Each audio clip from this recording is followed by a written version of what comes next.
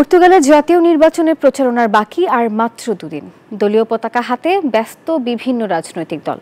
নানা প্রতিশ্রুতি তুলে ধরে বক্তব্য রাখছেন দলীয় প্রধানরাও। আর এমন অবস্থায় অভিবাসী বান্ধব দলের পক্ষেই প্রচারণায় নেমেছেন অনেক প্রবাসী। তবে নতুন সরকার নিয়েও শঙ্কায় রয়েছেন অনেকে। বিস্তারিত ডেস্ক রিপোর্টে।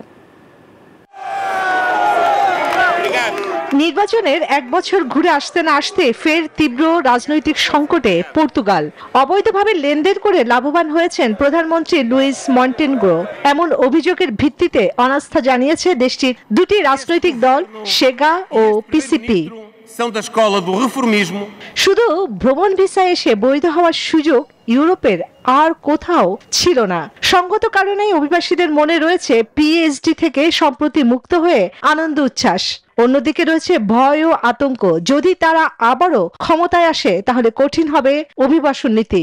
নির্বাচনে যদি পিএস এর মতো একটি সমাজতান্ত্রিক দল আসতে পারে তাহলে আমার মনে হয় আমরা ইমিগ্রেন্টরা স্বস্তি ফিরে পাবো এবং পর্তুগালে সুন্দরভাবে বসবাস করতে পারবো। The National Healthcare Service worse.